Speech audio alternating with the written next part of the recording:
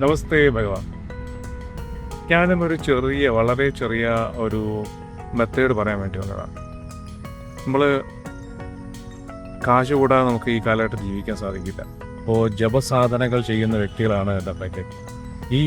ഞാൻ ഈ പറയാൻ പോകുന്ന ഒരു ടെക്നിക്കിലൂടെ നിങ്ങളുടെ ജപത്തിന് പ്രാധാന്യം കൊടുക്കുക.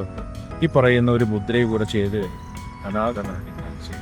അതായത് ഈ മുദ്ര ചെയ്ത് കഴിഞ്ഞാൽ നാളെ വന്ന് ധനം വന്ന് നിങ്ങളുടെ കൈക്കുള്ളിൽ വന്ന് ചേരുമെന്നുള്ളതല്ല ഞാൻ പറയുന്നത്. ആ ബ്ലോക്കേജുകളൊക്കെ മാറിക്കുന്നത്. ഞാനിന്ന് നിങ്ങൾക്ക് പറഞ്ഞുതരാൻ പോകുന്നത് കുബേരമുദ്ര.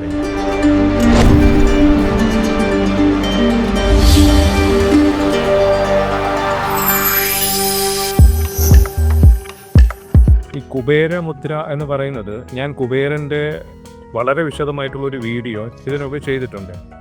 അത് ഞാൻ ഡിസ്ക്രിപ്ഷനിൽ ഞാൻ കൊടുത്തേക്കാം, ഒന്ന് കയറി കണ്ടു പോകും വളരെ വിശദമായിട്ട്. അപ്പോൾ വിശദമായിട്ട് ഞാൻ ഈ വീഡിയോയിൽ പ്രതിപാദിക്കുന്നില്ല.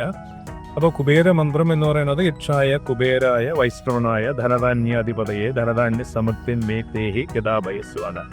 ഈ ഒരു മന്ത്രമാണ്. ഈ ഒരു മന്ത്രം ചൊല്ലുമ്പോൾ വടക്കോട്ട് തിരിഞ്ഞിരുന്ന് ചൊല്ലണം. വടക്ക് ഭാഗത്താണ് കുബേരൻ്റെ സാന്നിധ്യമുള്ളത്. അപ്പോൾ ആ ചൊല്ലുന്നതിനോടൊപ്പം കുബേര മുദ്ര കൂടെ പിടിച്ച് ചൊല്ലിക്കഴിഞ്ഞാൽ നിങ്ങൾക്ക് വരാനുള്ള ധനാഗമനത്തിൻ്റെ സോഴ്സുകൾ എന്തെങ്കിലും ഉണ്ടെങ്കിൽ അതെല്ലാം ആ തടസ്സമെല്ലാം മാറിയിട്ട് ആ ബ്ലോക്കേജൊക്കെ മാറിയിട്ട് ധനാഗമനം വന്നു ചേരും. മുദ്ര ഞാൻ കാണിച്ചു തരാം, നോക്കൂ. അതായത് നമ്മുടെ രണ്ട് കൈകളുടെയും രണ്ട് കൈയും എടുത്തിട്ട് ചെറുവിരൽ മോതിരവിരൽ രണ്ടും കൈയുടെ ഉൾപ്പത്തിയിലേക്ക് മടക്കുക. ഇങ്ങനെ മടക്കുക. എന്നിട്ട് മറ്റുള്ള മൂന്ന് വിരലെല്ലാം കൂടെ ചേർത്തിട്ട് ഇങ്ങനെ തൊടുവിക്കുക. കണ്ടോ? ഇങ്ങനെ പിടിക്കരുത്, ഇങ്ങനെ തൊടുവിക്കണം.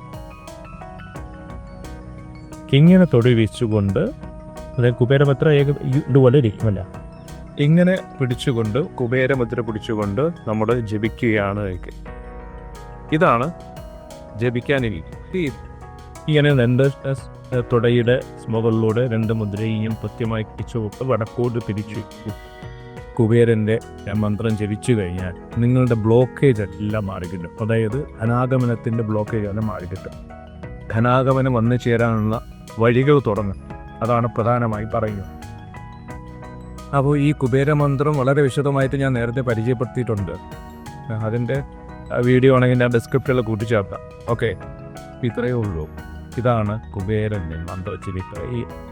ഈ രീതിയിൽ നിങ്ങൾക്ക് ജപിക്കാൻ സാധിച്ചു കഴിഞ്ഞാൽ തീർച്ചയായിട്ടും നിങ്ങളുടെ സാമ്പത്തികമായിട്ടുള്ള ബ്ലോക്കേജ് മാറിക്കെട്ടി നിങ്ങൾ കൃത്യമായ രീതിയിൽ സമ്പത്തിനെ നമുക്ക് ഉപയോഗിക്കാൻ സാധിക്കും. അതായത് നിങ്ങളെ അധികമായിട്ടുള്ള ചിലവുകളൊന്നും ഉണ്ടാകും.